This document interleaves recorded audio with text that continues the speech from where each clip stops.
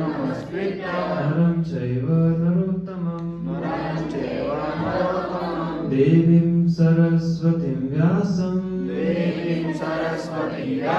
ततो जयमुदीरये नष्टप्रायेषु भद्रेषु नित्यं भागवत सेवया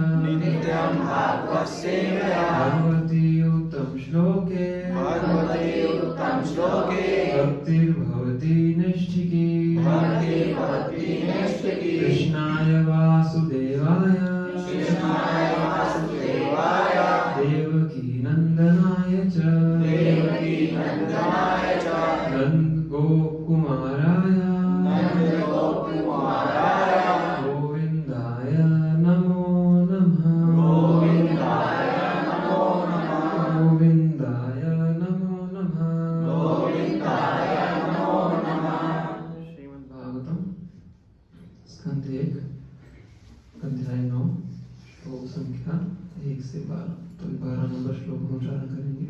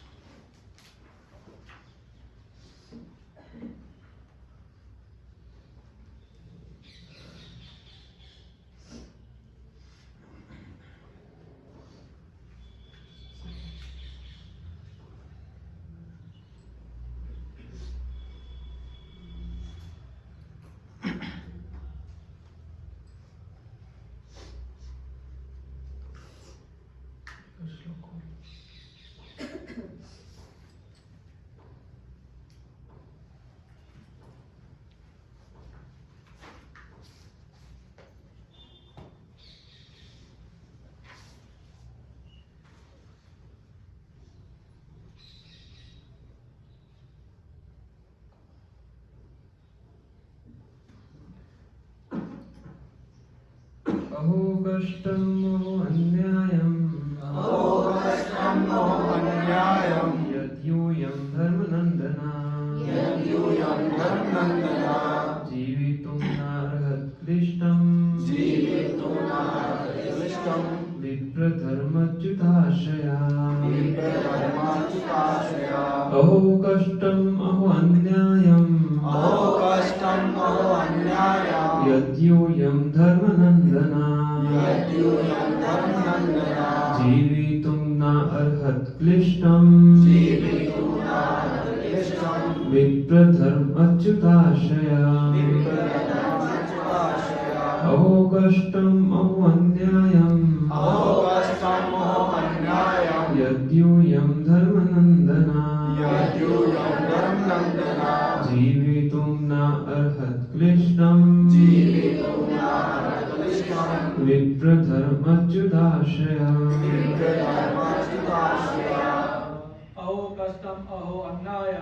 अहो कष्टम अहो अन्यायम यद्यूयं धर्मनन्दना जीवितुं न कहि अर्थं क्लिष्टं विप्रधर्म अच्युत आश्रया अहो कष्टम अहो अन्यायम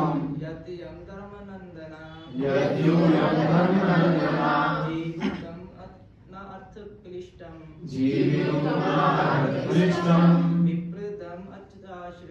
विप्रधर्म अच्युताश्रया अहो कष्टमो अन्यायं यद्यूयं धर्मनन्दना जीवितुं नार्हत्क्लिष्टं विप्रधर्मच्युताश्रया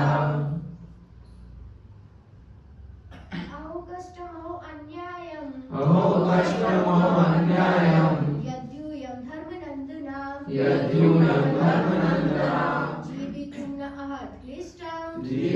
न अर्हत्क्लिष्टं विप्रधर्मच्युताश्रया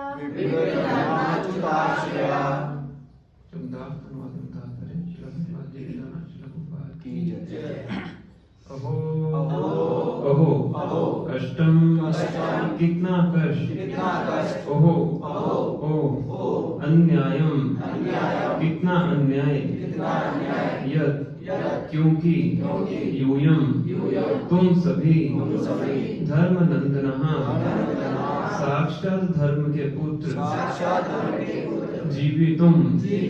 जीवित रहने के लिए ना कभी नहीं अर्हत योग्य हो क्लिष्टम कष्ट विप्र ब्राह्मण धर्म अच्युत ईश्वर द्वारा आशयः सुरक्षित होकर। अनुवाद ध्यान से सुनिए। भीष्म देव ने कहा, ओहो तुम लोगों ने साक्षात धर्म के पुत्र होते हुए भी कितनी यातनाएं तथा कितना अन्याय सहा है। उन कष्टों के अंतर्गत तुम सबको जीवित रहने की आशा ना थी, फिर भी ब्राह्मणों, ईश्वर तथा धर्म ने तुम्हारी रक्षा की है। महाराज युधिष्ठिर कुरुक्षेत्र युद्ध के महान नरसंहार से अत्यंत विचलित थे। भीष्मदेव यह समझ गए, इसलिए उन्होंने सर्वप्रथम महाराज युधिष्ठिर की घोर विपत्तियों का उल्लेख किया। वे अन्याय के कारण ही इस कठिनाइयों में पड़े थे और कुरुक्षेत्र का युद्ध इसी अन्याय के विरोध में लड़ा गया था। इसीलिए उन्हें इस घोर नरसंहार के लिए शोक नहीं करना चाहिए था। वे पांडवों को विशेष तौर पर यह बताना चाह रहे थे कि वे लोग सदा ही ब्राह्मणों, भगवान तथा धर्म द्वारा रक्षित होते रहे हैं। अतएव जब तक वे इन तीनों महत्वपूर्ण साधनों के द्वारा सुरक्षित हैं, तब तक निराश होने का कोई कारण नहीं है। इस प्रकार भीष्मदेव ने महाराज को उनकी निराशा मिटाने के लिए प्रोत्साहित किया। जब तक कोई मनुष्य भगवान की इच्छा के साथ पूरा तालमेल बनाए रखता है, प्रामाणिक ब्राह्मणों तथा वैष्णव द्वारा निर्देशित होता है और धार्मिक सिद्धांतों का दृढ़ता से पालन करता है, तब तक उसके निराश होने का कोई कारण नहीं है, भले ही जीवन की परिस्थितियां कितनी ही विषम क्यों ना हो। इस परंपरा में एक महान सत्ता होने के नाते भीष्मदेव पांडवों को यह बात समझाना चाहते थे। ओम ज्ञानतिमिरान्धस्य ज्ञानाञ्जनशलाकया चक्षुरुन्मीलितं येन तस्मै श्रीगुरुवे नमः। श्रीचैतन्यमनोभीष्टं स्थापितं येन भूतले स्वयं रूपा कदा मह्यं ददाति स्वपदान्तिकम्। वन्देऽहं श्रीगुरु श्रीयुतापद्ब्रह्मं श्रीगुरुवैष्णवांश्च श्रीरूपं साग्रजातं सगणरघुनाथान्वितं तं सजीवं साद्वैतं सावधूतं परिजनसहितं कृष्णचैतन्यदेवं श्रीराधा कृष्णपादां सगणललिता श्रीविशाखान्वितांश्च हे कृष्णा करुणा सिन्धो दीनबन्धो जगत्पते गोपेश गोपिका कान्ता राधा कान्ता नमस्तुते। तप्त काञ्चन गौरांगी राधे वृन्दावनेश्वरी विश्वभानुसुते देवी प्रणमामि हरिप्रिये। वाञ्छाकल्पतरुभ्यश्च कृपा सिन्धुभ्येव च पतितानां पावनेभ्यो वैष्णवेभ्यो नमो नमः। जय श्री कृष्ण चैतन्य प्रभु नित्यानंद श्री अद्वैत गदाधर श्रीवासादि गौर भक्तवृंद। हरे कृष्णा कृष्णा कृष्णा हरे हरे, हरे राम राम राम हरे हरे। नमो विष्णुपादाय कृष्ण पृष्ठाय भूतले श्रीमते भक्ति वेदांत स्वामिनिति नामिने। नमस्ते सरस्वती देवे गौरवाणी प्रचारिणे निर्विशेष शून्यवादी पाश्चात्यदेशकारिणे।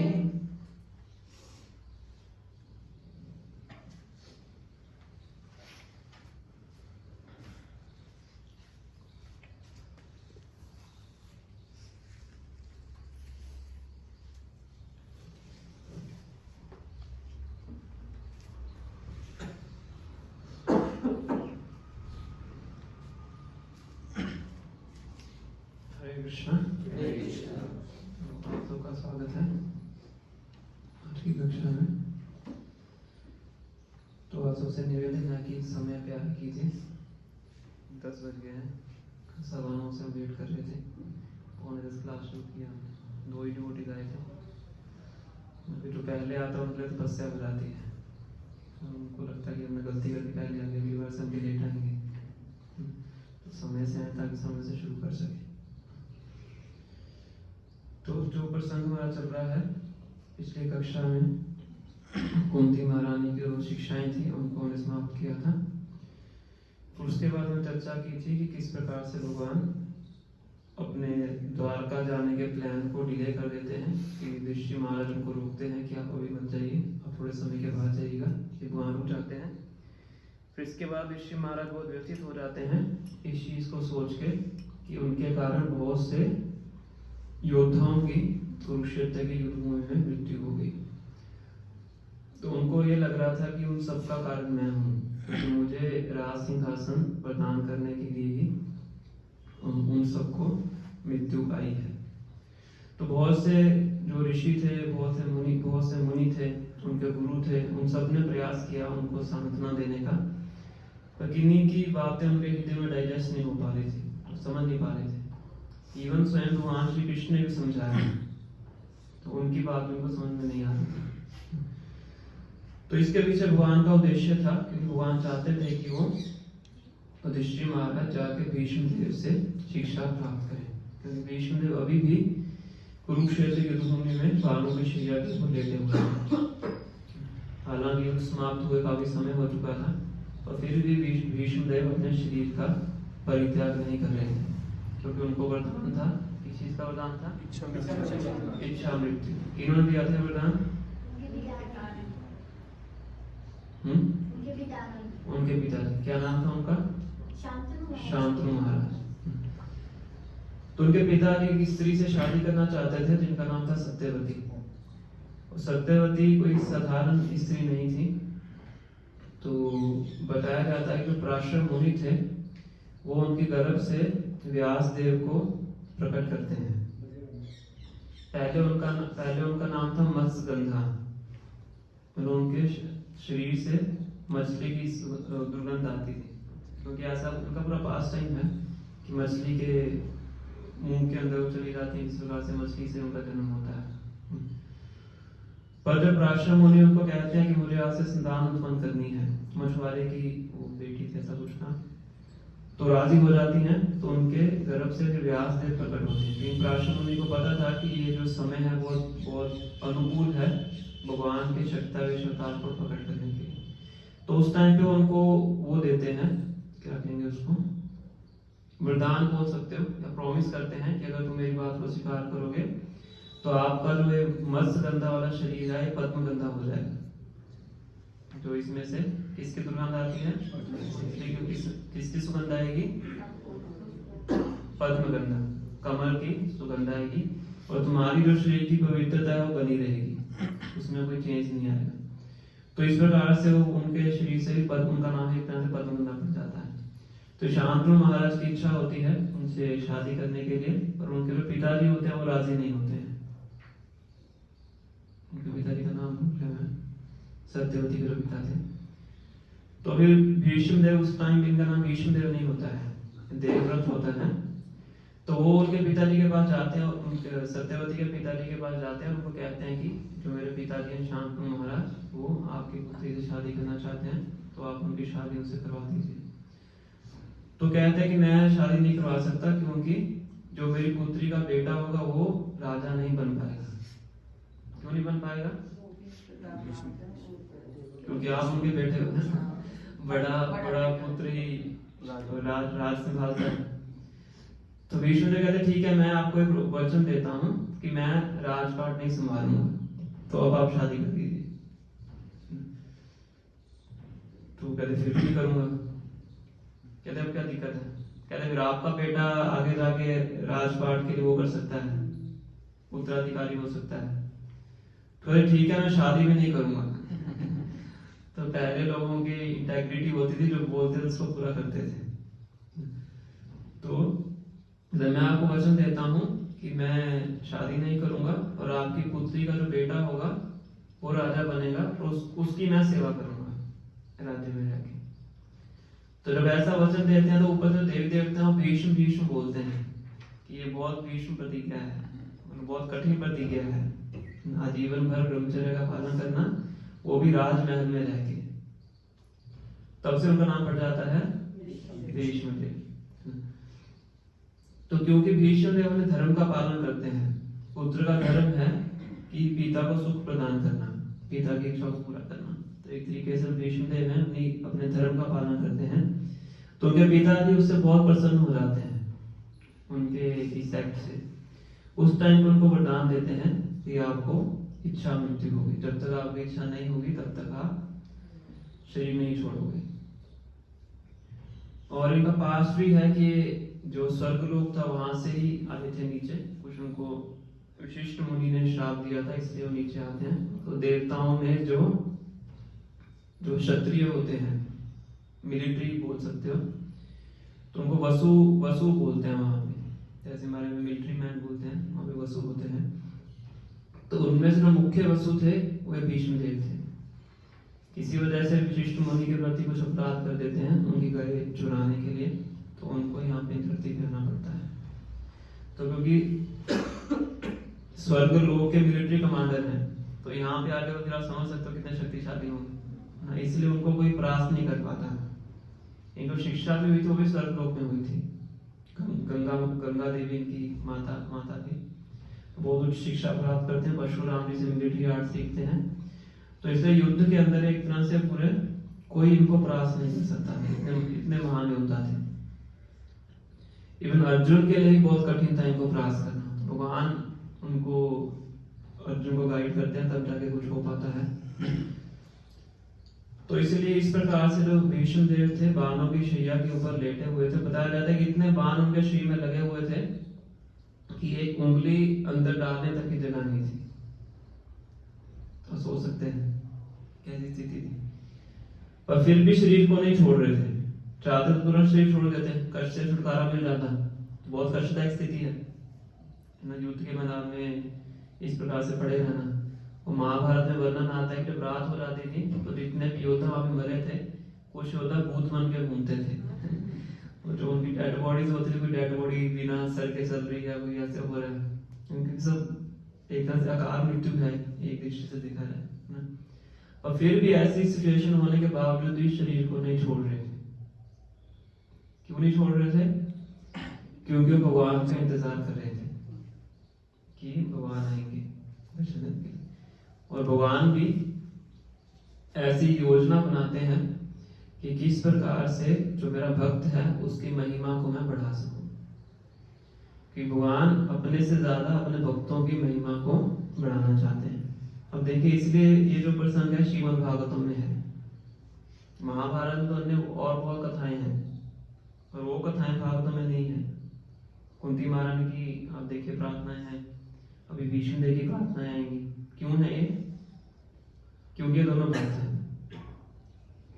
इनका भगवान श्री कृष्ण से संबंध है, इसलिए भागवतम में है। इसलिए भागवतम को बोला गया है अमर पुराण, वैष्णव नाम प्रियम, जो वैष्णवों को प्रिय है।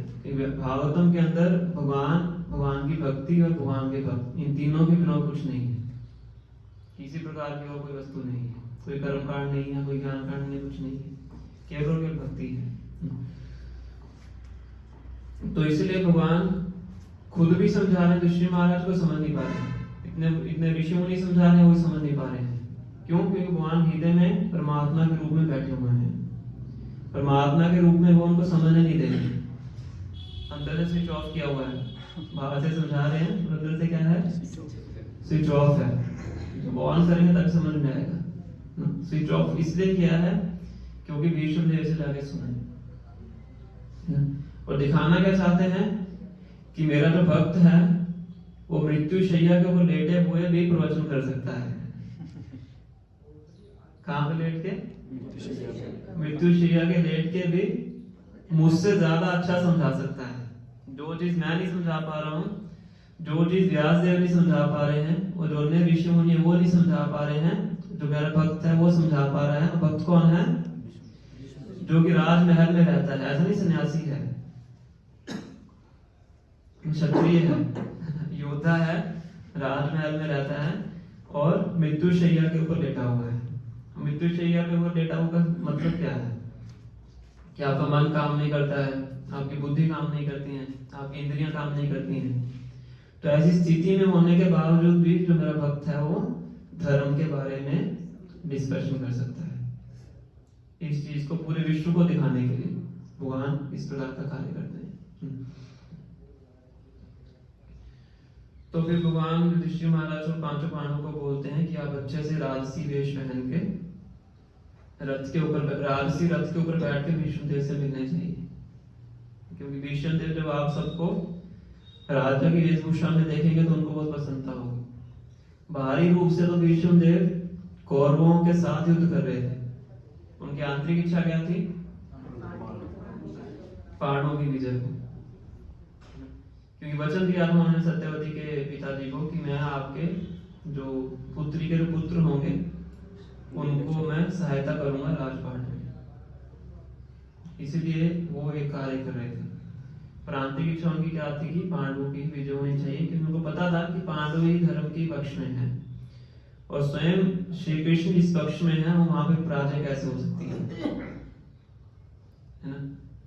और बताया जाता है कि अर्जुन तो कुरुक्षेत्र की युद्ध भूमि में भगवान को पीछे से देखते हैं, आगे बैठे हो ना भगवान रथ चलाते हैं, आगे से कौन देखता है? भीष्म देव देखते हैं, खासकर भीष्म देव, क्योंकि अर्जुन जब युद्ध कर रहे थे द्रोणाचार्य और भीष्म देव के सामने युद्ध कर रहे थे, कि मुख्य योद्धा ही थे। इन दोनों को ही रोक के रखना था अर्जुन ने, अगर ये दोनों अनकंट्रोलेबल हो गए तो सब खत्म कर देंगे। तो आगे का जो दृश्य था वो भीष्म देव ने देखा। अब आगे जाकर हम देखेंगे जब भीष्म देव प्रार्थना करेंगे, भगवान के उसी रूप का वर्णन करेंगे जिस रूप में वो पार्थसारथी के रूप में अर्जुन के रथ के जो घोड़े थे उनको हाँ करे थे।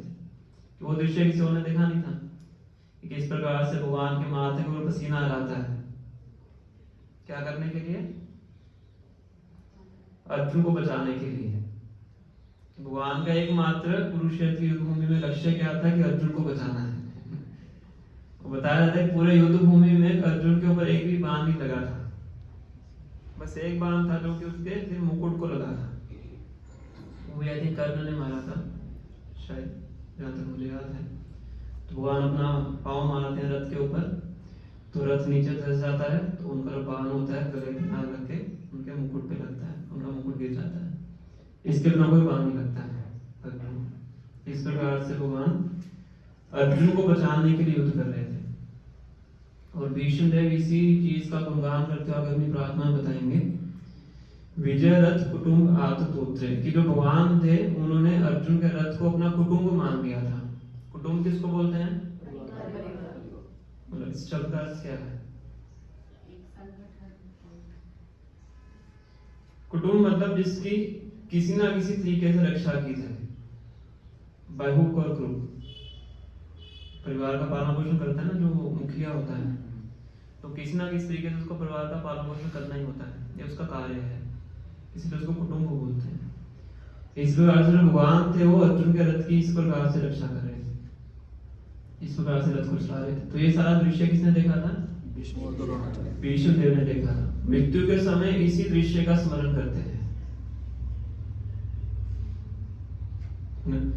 तो भीष्म देव का जो आगे प्रार्थना आएंगी और भीष्म देव का जो प्रसंग है, इससे हम ये समझ सकते हैं कि मृत्यु के समय किस प्रकार से भगवान का स्मरण करना है। भागवत में बताया गया है कि जो भक्त है उसके जीवन का लक्ष्य क्या है? अंते नारायण स्मृति। क्या लक्ष्य है? हम सबका क्या लक्ष्य है? अंते नारायण स्मृति। अंत समय में क्या होना चाहिए? भगवान का स्मरण होना चाहिए। भगवान का स्मरण होगा तो कहाँ जाएंगे? भगवान के धाम जाएंगे। अगर इस भौतिक जगत का स्मरण होगा तो कहाँ जाएंगे? यहीं पे आएंगे, है ना। दोबारा फिर एलकेजी से शुरू करना पड़ेगा आपको। पुनरअपि ददनम पुनरअपि मरणम, है ना। तो ये बहुत अच्छा लेसन सीखने को है विष्णुदेव के प्रसंग से, है ना, कि किस प्रकार से शरीर छोड़ना चाहिए। आर्ट ऑफ लिविंग इतना इम्पोर्टेंट नहीं है, आर्ट ऑफ डाइंग ज्यादा इम्पोर्टेंट है। जी तो हर कोई लेता है, कैसे भी जी ली, है ना, पर सब मुख्य क्या है, हमारे भक्त भी हैं, उन्होंने शायद बुक भी लिखी थी, आर्ट ऑफ डाइंग, एग्जैक्ट नाम मुझे याद नहीं आ रहा है, कैसे शरीर छोड़ा जाए, है ना, ये ज्यादा इम्पोर्टेंट है, उस पर निर्भर करता है कि अगला जन्म होगा कि नहीं। तो इस प्रसंग से हम सीखते हैं। तो भगवान पांचों पांडवों को तैयार करते हैं, रखते बिठाते हैं, उससे पांडव चलते हैं, और साथ में भगवान अन्य ऋषियों को भी साथ में लेकर चलते हैं, खासकर व्यासदेव और धौम्य ऋषि, इन दोनों को साथ में लेकर चलते हैं ना? और बताते हैं जब पूरे ब्रह्मांड में खबर फैल जाती है कि विष्णुदेव शरीर छोड़ने वाले हैं, तो सारे पूरे यूनिवर्स में, सिर्फ पृथ्वी के नहीं, पूरे ब्रह्मांड में जितने भी ऋषि मुनि होते हैं, सब कुरुक्षेत्र की युद्ध भूमि में आके इकट्ठे हो जाते हैं विष्णुदेव के पास। और खुद नहीं आते, अपने साथ अपने शिष्यों को भी लेके आते हैं। शिष्यों को क्यों लाते हैं? क्योंकि परशुराम को उनके शिष्य ही बोलते कि देखो आपके शिष्य ने आपके साथ ही किया, तो इसलिए दिखाने के लिए परशुराम जी लेके आते हैं अपने शिष्यों हाँ, और भी लेके आते हैं, परशुराम भी लेके आते हैं शिष्यों को सिखाने के लिए कि आपको भी ऐसे शरीर छोड़ना है। गुरु शिष्य को उसी जगह पे लेके जाएगा जहाँ आपको सिखाना है। तो अब ये क्या, शिक्षा का टाइम है। मृत्यु के समय तो लोग शिक्षा देने आते हैं ना, कोई बात नहीं, थोड़ा सांत्वना देने आते हैं आपको, कोई बात नहीं, कष्ट हो रहा है, थोड़ा कोई दिक्कत नहीं है, हम सब आपके पास हैं ना, अच्छा हॉस्पिटल है, बचा लेंगे आपको, सब कुछ सही हो जाएगा, कोई दिक्कत नहीं, धैर्य रखो, है ना। पर यहाँ पे क्या हो रहा है, उल्टा है, सीखने के लिए आ रहे हैं, विष्णुदेव से ज्ञान प्राप्त करने के लिए आ रहे हैं, बिल्कुल उल्टा है। तो बताया जाता है कि जो भक्त है और भौतिकवादी व्यक्ति है, दोनों का जीवन क्या है, बिल्कुल उल्टा है। ये भगवद गीता के दूसरे अध्याय में भगवान बताते हैं, या निशा सर्वभूतानां तस्यां जागति संयमी यस्यां जागति भूतानि सा निशा पश्यतो मुने, कि जो भक्त के लिए दिन है वो एक इंद्रिय भोगी व्यक्ति के लिए रात है, और जो भक्त के लिए रात है वो इंद्रिय भोगी व्यक्ति के लिए दिन है। समझ इसका मतलब? कितनों को समझ में आया? और किसको समझ में आया कि जो भक्त के लिए दिन है वो एक साधारण व्यक्ति के लिए रात है? इसका मतलब क्या है? ये है कि प्रभु जी जैसे कि भक्त तो भाई दिन में अपनी पूजा पाठ करेगा, और जो भौतिक वाला है वो दिन में सोता है, रात को वो जगते हैं, अपन लोग सोते हैं। बहुत अच्छा पॉइंट। ये तो डायरेक्ट मीनिंग है, और इसका छुपा हुआ अर्थ क्या है? सही बताया माता जी ने।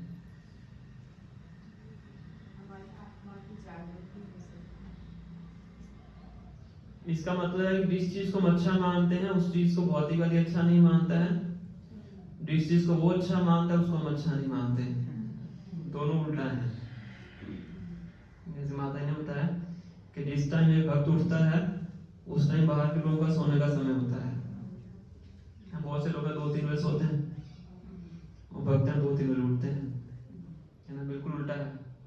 ऐसे जिस चीज को वो मूल्य देते हैं उसको भक्त मूल्य नहीं देते हैं, जिसको भक्त मूल्य देता है उस चीज को वो मूल्य नहीं देते हैं, बिल्कुल उल्टा है ना। इसी प्रकार से हम विष्णुदेव का पास में देख सकते हैं कि जो मृत्यु के टाइम पे कर रहे हैं वो भौतिकवादी व्यक्ति ऐसा कार्य नहीं कर सकता मृत्यु के समय, विष्णुदेव कर रहे हैं। तो इसी चीज को दिखाने के लिए सभी पूरे ब्रह्मांड से ऋषि मुनि इकट्ठे हो जाते हैं जहाँ पे विष्णुदेव शरीर छोड़ने वाले होते हैं। पूरा फेस्टिवल बन जाता है, इतना बड़ा प्रोग्राम बनाता है।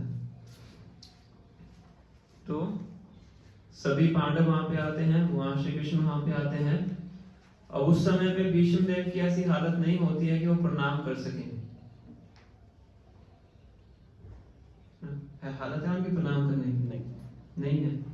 और वो बहुत ही लर्नेड व्यक्ति थे। लर्नेड मतलब बहुत ही बुद्धिमान व्यक्ति थे, पूरे शास्त्रों के ज्ञाता थे। तो समझते थे कि किस समय पे क्या कार्य करना उचित है। तो जब हम प्रणाम करते हैं तो बॉडी, माइंड एंड वर्ड्स, इन तीनों से करते हैं। तो बॉडी से तो प्रणाम नहीं कर सकते, शरीर तो जैसे मैंने आपको बताया कि एक उंगली डालने की जगह नहीं थी, इतने तीर लगे हुए थे।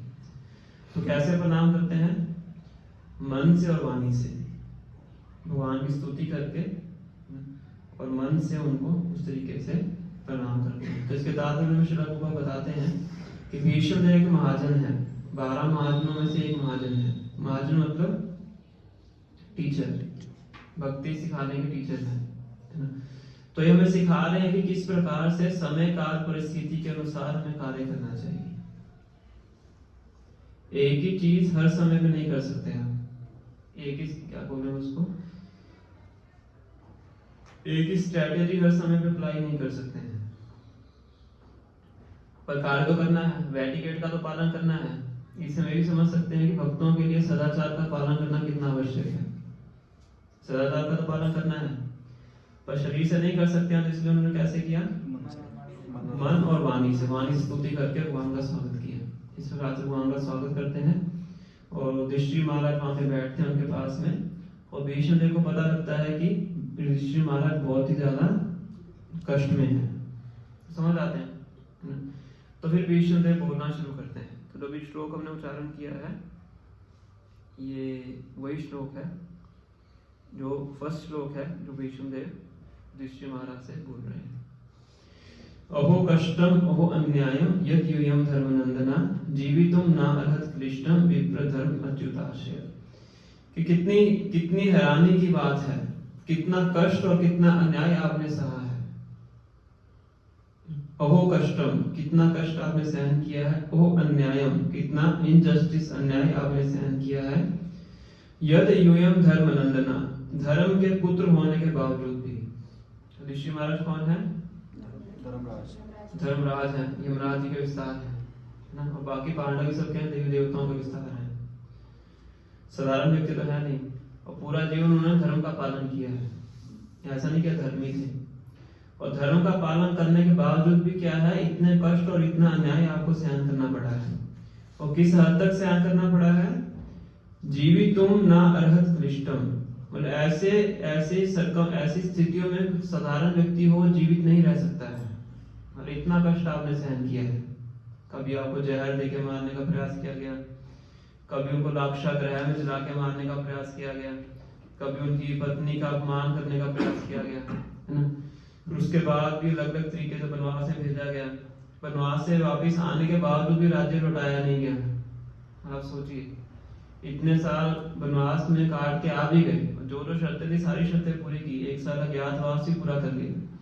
उसके बाद भी दुर्योधन राजपाट वापस करने को तैयार नहीं था ना। पहले तो अन्याय से उनको हराया गया, 2 बार शतरंज का खेल खेल के, वो भी अन्याय था, चीटिंग करके हराया गया। उसके बाद जो शर्तें पूरी कर ली, उसके बाद भी राज्य लौटाया नहीं। और भगवान श्री कृष्ण आते हैं दुर्योधन के पास संधि करने के लिए कि ठीक है तुम इनको 5 गांव दे दो। क्षत्रिय हैं, क्षत्रिय को तो रूल करना आवश्यक है। वो कहता है कि मैं सुई की नोक जितनी जगह पे नहीं दूंगा, दुर्योधन कहते हैं। तो भगवान कहते हैं अब तो कुछ नहीं हो सकता इसका, है ना। भगवान भी तो चाहते ही थे, है ना। तो इतना न्याय उनको सहन करना पड़ा, है ना, धर्म का पालन करने के बावजूद भी। और ऐसे न्याय में कोई साधारण व्यक्ति जीवित नहीं रह सकता है। पर आप क्यों जीवित रहे, 3 कारण बता रहे हैं। विप्र, धर्म, अच्युत, आशय। आपके पास 3 क्वालिटीज थी पांडवों के पास, इसको आप ध्यान से सुनिएगा। कौन सी 3 क्वालिटीज थी, विप्र, धर्म, अच्युत, आशय। उनके पास 3 लोगों का आश्रय था। कौन से 3 लोग, पहला है ब्राह्मण, दूसरा है धर्म और तीसरा है अच्युत। अच्युत मतलब भगवान श्री कृष्ण। अच्युत वर्ड यहाँ पे यूज किया गया है। अच्युत शब्द का अर्थ होता है इनफॉलिबल, कि जो कभी भी अपने भक्तों की रक्षा करने में चूकते नहीं है, अचूक है, उसको बोलते हैं अच्युत, इसलिए यहाँ पे वर्ड यूज किया गया। तो इन 3 लोगों के पार्श्व में रहे, इसलिए आप बच पाए इतनी भयानक परिस्थितियां होने के बावजूद भी। प्रभुपाद तात्पर्य में लिख रहे हैं कि जब व्यक्ति इन तीनों के मार्गदर्शन में होता है, पहला भगवान के आदेश के अनुसार कार्य करता है, दूसरा अपना जो उसका धर्म है उसका पालन करता है, तीसरा हमेशा भक्तों के संरक्षण में रहता है, तो उसके जीवन में कितनी भी कठिन परिस्थिति क्यों ना आ जाए वो कभी भी विचलित नहीं होता है। One has no cause for despondency. Despondency means hopelessness, मतलब जीवन की आशा छोड़ देना। ऐसा नहीं होता है अगर वो इन तीनों के आश्रय में रहता है, विप्र, धर्म, अच्युत, आश्रय। तो हम देखते हैं कि पांडव जंगल में भी होते हैं, अपना वनवास का समय काट रहे होते हैं, हर समय वो साधुओं का संग करते हैं। जो धौम्य ऋषि हैं उनसे भी उनकी भेंट जंगल में होती है। धौम्य ऋषि बाद में फिर इनके स्पिरिचुअल मास्टर बनते हैं, गुरु उनको स्वीकार करते हैं। जो 12 साल के वनवास में होते हैं, 12+1 है ना, तो उस टाइम पे व्यास देव के साथ बहुत समय व्यतीत करते हैं, क्योंकि बहुत दुखी होते हैं और हमेशा से ही प्रश्न पूछते हैं कि इतना क्यों हमारे साथ ऐसा क्यों हुआ, है ना। द्रौपदी प्रश्न पूछती है तो व्यास देव बहुत अच्छे उनको स्टोरी सुनाते हैं, बहुत अच्छे उनको शिक्षाएं देते हैं, और भी अन्य ऋषि मुनियों से मिलते हैं, तो हमेशा उनके आश्रय में रहते हैं। धर्म का मतलब जानते हैं किस प्रकार से उन्होंने पालन किया है। इवन एक समय पे ऐसा होता है कि जब दुर्योधन को पता लगता है कि पांडव वन में कहाँ पे रह रहे हैं, तो पांडव जहाँ पे रह रहे होते हैं उसके कुछ दूरी पे जाके अपना शिविर बना लेते हैं दुर्योधन, कि मैं इनको यहाँ पे भी आके तंग करूंगा, मारूंगा या फिर तंग करूंगा। और इसी तरह क्या होता है कि एक चित्रंगद नाम के गंधर्व आते हैं और दुर्योधन के साथ युद्ध करते हैं, सभी कौरवों को हरा देते हैं और दुर्योधन को बंदी बना के अपने रथ में डाल देते हैं, मैं स्वर्गलोक में लेके जाऊंगा। गंधर्व मतलब बंदी बना के लेके जाऊंगा। गंधर्व बहुत शक्तिशाली होते हैं और बहुत सुंदर भी होते हैं और बहुत सुंदर गाते भी हैं, ये उनकी क्वालिटीज होती है। वो स्वर्गीय ग्रह है वहाँ पे, गंधर्ववासी रहते हैं। तो उस टाइम पे युधिष्ठिर महाराज फिर अर्जुन और भीम को भेजते हैं कि तुम जाओ और दुर्योधन को छुड़ाओ। तो कौन विरोध करेगा इस चीज का? भीम कहता है अच्छी बात है, तुम्हारा कार्य गंधर्व ने कर दिया, हमें तो मारना ही था उसको, है ना, वनवास के बाद तो हमें युद्ध करना ही है, तो अच्छा है हमारा कार्य वो गंधर्व कर रहा है। तो युधिष्ठिर महाराज कहते कि नहीं, हमारे घर की लड़ाई है ना, बाहर के लिए हम क्या है 111 है, 101 है, पर अंदर हमारा जो भी है चलता रहे, पर बाहर के लिए हम सब एक है। तो एक बाहर का व्यक्ति है जो गंधर्व है, तो इससे इसको बचा के लेके आइए। अब बड़े भाई हैं तो इसलिए उनकी बात को टाल नहीं सकते। फिर अर्जुन और भीम जाते हैं और अर्जुन उस गंधर्व को परास्त कर देते हैं, फिर दुर्योधन को छुड़वाते हैं। तो अब देखिए इस टाइम में भी इन्होंने अपने धर्म का पालन किया, ऐसी परिस्थिति होने के बावजूद। फिर एक बार दुर्योधन दुराशा मुनि को भेजते हैं वन के अंदर, क्या पांडव के पास जाइए और सूर्यास्त के बाद जाना। बड़ा शातिर दिमाग का होता है, क्योंकि उसको पता था कि द्रौपदी के पास एक अक्षय पात्र है, उसमें जितना वो भोजन चाहे निकाल सकती हैं, पर खुद के खाने के बाद नहीं। सूर्यास्त के बाद कल्चर व्यक्ति खाते नहीं है ना, पता नहीं ऐसा बोलते हैं द्रौपदी के खाने के बाद आफ्टरनून जाना, इस तरह से कुछ बोलते हैं।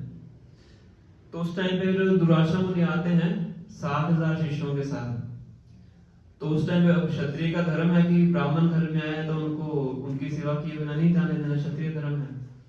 और उनको कहते हैं कि आप स्नान करके आइए, हम आपके लिए भोजन का प्रबंध करते हैं। मैं भी दुराशा मुनि जो कुछ भी कर सकते हैं उनका क्रोध सब जानते हैं। अब फंस जाते हैं, फिर पता लगता है द्रौपदी को कहते हैं, द्रौपदी कहते हैं कि अब तो नहीं उससे निकलने वाला। फिर भगवान आते हैं, सब जानते हैं किस प्रकार से वो लीला करते हैं। तो हर परिस्थिति के अंदर क्या करते हैं, जो उनका धर्म है, एक क्षत्रिय का जो धर्म है उस धर्म का पालन करते हैं। और शास्त्र में बताया गया धर्मो रक्षति रक्षिता, जो धर्म है हमारी, जो धर्म की रक्षा करता है धर्म उसकी रक्षा करता है। इसलिए हमें हमेशा अपने धर्म का पालन करना चाहिए। जिस वर्ण में हम हैं, 4 प्रकार के वर्ण होते हैं, ब्राह्मण क्षत्रिय वैश्य शूद्र, ये 4 वर्ण हैं। और 4 आश्रम हैं, ब्रह्मचारी, गृहस्थ, वनप्रस्थ और सन्यासी। तो इन सब का 8 का अपना अपना धर्म होता है। धर्म का मतलब कुछ नियम कानून, उसको धर्म बोलते हैं। तो इन 8 को अपने धर्म का पालन करना चाहिए। तो अगर हम धर्म का पालन करते हैं तो धर्म हमारी रक्षा करता है। तो पांडव लोगों ने क्या किया, धर्म का पालन किया। और अच्युत आश्रय, हमेशा भगवान श्री कृष्ण के आश्रम में थे, किसी परिस्थिति में थे हमेशा भगवान के आश्रम में रहते थे। जैसे कुंती महारानी ने अपनी प्रार्थना में बोला, हम सबने पढ़ा है। तो अगर हमारे जीवन में कभी भी कठिन परिस्थिति आती है तो हमें अपने आप को यही याद दिलाना चाहिए कि मुझे क्या करना है, हर स्थिति में इन तीनों के आश्रय में रहना है। कठिन परिस्थितियों का मतलब ये नहीं है कि हम अपने धर्म का पालन करना छोड़ दें। कई बार जब कुछ कठिन गलत स्थितियां हमारे जीवन में आ जाती हैं तो क्या कहते हैं कि प्रभु जी ऐसा हो गया था इसलिए मैंने माला करनी छोड़ दी, मैं बहुत बीमार हो गया था। आप भी बताइए, बीमार हो गया था कैसे माला करता?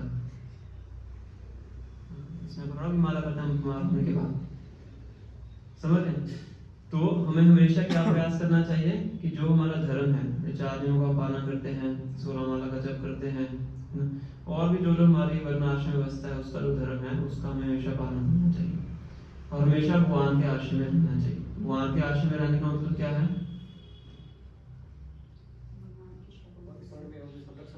हाँ, उसका प्रैक्टिकल क्या मतलब है? भगवान के नाम पर चिंतन। चिंतन कैसे करते हैं हम? जब कोई भी कार्य कर रहे हैं तो ये सोचेगा कि भगवान के लिए कर रहे हैं। हाँ, उसको प्रैक्टिकल चीज क्या है? सोचना, हर सोचने से आगे बढ़ी है। सोचना तो चलो सेटल हो गया, जब करना हो गया, ठीक है। और श्रवण कीर्तन हो गया, सब कुछ भगवान सब कुछ भगवान के दिल में। वही तो मैं कह रहा हूँ, कौन सा कुछ? गलत कार्य नहीं करेंगे और कुछ भी हमारे ऊपर कष्ट आए तो हम उनके कुछ भी नहीं, स्पेसिफिकली बताइए। कुछ भी तो बहुत कुछ आ जाता है, सब कुछ में बहुत कुछ आ जाता है। भौतिक कष्ट, कुछ बीमारी है या वैसे कोई परेशानी, पैसों से लेकर कई तरह की परेशानी आती है तो हम भगवान की शरण में रहते तो उस चीज से हमको कोई फर्क नहीं पड़ता। वो तो मैंने ही बताया, मैं ये कह रहा हूँ भगवान की शरण में कैसे रहना है। 4 नियम का पालन करके और भगवान का जप करके।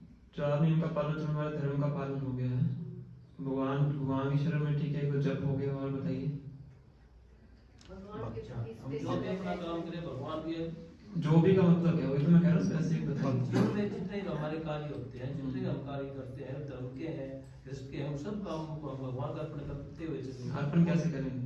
बस उनके नाम सुन भाई हम आपको इस रूप में करके काम करें। मतलब कैसे अर्पण करेंगे?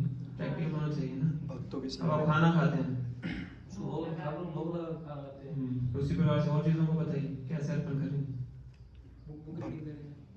भक्तों के संग में रहेंगे, भक्तों के संग में रहेंगे, ठीक है। और शास्त्रों का ध्यान करके करना, कीर्तन करना, उनके नाम को उच्चारण करना, हर काम करें तो हमारी इंद्रियां उसी का नाम लेती रहे।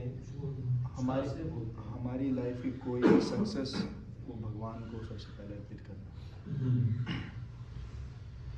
तो इसमें सबसे पहले है कि जो गुरु का आदेश है उसका पालन करना। गुरु के मुख्य आदेश क्या है? 16 माला का जप करना, 4 नियम का पालन करना, शास्त्रों का अध्ययन करना और भगवान के प्रचार के लिए कुछ प्रैक्टिकल सेवा करना, है ना। तो ये आदेशों को पालन करना चाहिए, इससे हम भगवान के आश्रम में रहते हैं, है ना। और धर्म का मैंने आपको बताया है। और विप्र आश्रय का मतलब है कि जो वैष्णव हैं उनसे जाके मार्गदर्शन प्राप्त करना, उनसे गाइडेंस लेना, इसको होता है विप्र आश्रय। विप्र ब्राह्मण, उनके परामर्श के अनुसार चलना। क्योंकि जब कठिन परिस्थितियां होती हैं उस टाइम हम मानसिक स्तर पे आ जाते हैं, हमारी बुद्धि कार्य करना बंद कर देती है ना। अगर हमारी बुद्धि सुदृढ़ नहीं है तो उस टाइम पे आके हम हमारे पे अच्छा क्या है बुरा क्या है उसका विचार नहीं कर सकते हैं। जैसे कि जो अर्जुन थे कुरुक्षेत्र की भूमि में जब जाते हैं तो विचलित हो जाते हैं, तो भगवान को क्या बोलते हैं? कार्पण्य दोषो उपाता स्वभाव पिछामि ताम धर्म समूढ़ चेता यश श्रेयस्याम निश्चितम प्रोहितन में शिष्य हम साधि माम ताम प्रपन्नम। मैं विचार नहीं कर पा रहा हूँ कि मेरे लिए सही क्या है गलत क्या है, तो मुझे निश्चित करके बताइए। निश्चितम ब्रूही, ब्रूही मतलब बोलिए, निश्चित करके बताइए कि मेरे लिए क्या करना सही है। शिष्य से हम, मैं आपका शिष्य हूँ। अब दोस्ती वाली बातचीत बंद कर दीजिए, दोस्ती में तो हंसी मजाक होता है, तो दोस्ती वाली बातचीत बंद कर दीजिए। मैं क्या हूँ? आपका शिष्य से, मैं आपका शिष्य हूँ। साधी माँ, मुझे वो दीजिए, इंस्ट्रक्शन दीजिए। ताम प्रपन्नम, मैं आपको शरणागत हूँ। फिर भगवान उनको आगे जाके भगवद्गीता का संदेश सुनाते हैं। तो ऐसी परिस्थितियों में हमें ब्राह्मण और वैष्णव से जाके मार्गदर्शन प्राप्त करना चाहिए। तो ये 3 कार्य अगर हम करते हैं कठिन परिस्थितियों में, जैसे भीष्म देव यहाँ पे बता रहे हैं, तो कितनी भी भीष्म परिस्थिति क्यों ना हो, हम उसमें से बाहर आसानी से बाहर निकल सकते हैं। विप्र, धर्म, अच्युत, आशय। अदरवाइज अगर इनका आशय नहीं लेंगे, हम ये सोचेंगे कि मैं अपने खुद बलबूते पे इसका समाधान करने का प्रयास करूंगा, फिर कुछ होने वाला नहीं है। भगवान 18वें अध्याय में अर्जुन को बताते हैं, मच्चित्ता सर्वदुर्गानि मत प्रसादात् त्रिष्यसि अथ चेत्त्वम् अहंकारं नाशोष्यसि विनक्ष्यसि। कह रहे मच्चित्ता सर्वदुर्गानि, कितना ही बड़ा दुर्ग मतलब कठिन परिस्थिति क्यों ना हो, अगर तुम मुझे अपने चित्त में रखोगे, मत प्रसादात् त्रिष्यसि, मेरी कृपा से हर चीज को पार कर जाओगे। अथ चेत्त्वम् अहंकारं, अगर तुम अहंकारवश होगे, ये सोचोगे कि मैं ही अपने आप समाधान ढूंढूंगा, नाशोष्यसि, मेरी बात नहीं सुनोगे, तो क्या हो जाएगा? विनक्ष्यसि, तो तुम्हारा विनाश हो जाएगा। विनाश होना आध्यात्मिक रूप से विनाश। तो अर्जुन को भगवान ने सारा संदेश सुना दिया, सब कुछ बता दिया, और अंत में क्या बोला? यथा इच्छसि तथा कुरु, जो इच्छा है वो करो। है ना, भगवान भी अच्छे टेस्ट लेते हैं अपने भक्तों में। तो इस प्रकार से हमें इस चीज का ध्यान रखना चाहिए कि विप्र, धर्म और अच्युत, इन तीनों के आश्रय में हमें रहना चाहिए। हमारे लिए विप्र है एक तरह से, वैष्णव है श्रील गोपाल, उनकी पुस्तकों को पढ़ के उनके निर्देश प्राप्त करते हैं, और भी अन्य वैष्णव हैं तो उनसे मार्गदर्शन लेना चाहिए। और धर्म, जो मैंने आपको बताया कि हमारा जो भी धर्म है उसका पालन करना चाहिए। और अच्युत आश्रय है, गुरु के जो आदेश हैं उनका पालन करके भगवान के संरक्षण में हमें रहना चाहिए। तो इस प्रकार से हम जीवन व्यतीत करेंगे, कितनी भी कठिन से कठिन परिस्थिति क्यों ना आए, उसको बहुत सरलता से हम क्रॉस कर जाएंगे। और जो जीवन का जो लक्ष्य है, अंत्य नारायण स्मृति, जैसे भीष्म देव के प्रसंग से हम सीखते हैं, उसको फिर हम प्राप्त कर सकते हैं। ऐसा नहीं कि भीष्म देव के जीवन में कठिन परिस्थितियां नहीं आई, उनके जीवन में कठिन परिस्थितियां आती हैं, पर देखिए फिर भी अंतिम समय में किस प्रकार से स्वयं भगवान आ रहे हैं उनके पास चल के। ठीक है, तो ये कुछ शिक्षाएं थी आज के प्रसंग में। आगे का जो पास टाइम है 13 नंबर श्लोक से लेके, वो फिर हम किस प्रकार से भीष्म देव जो फिर ऋषि महाराज को, महाभारत में तो बहुत विस्तृत इसका डिस्क्रिप्शन है, अलग अलग प्रकार के धर्मों का वर्णन करते हैं, तो इसमें भागवत में इतना विस्तृत डिस्क्रिप्शन नहीं है। इसमें कुछ कुछ सारांश में बताया गया है किस प्रकार से भीष्म देव ऋषि महाराज को अलग अलग धर्मों का बारे में ज्ञान देते हैं। तो अगर आपका प्रश्न है तो आप पूछिए।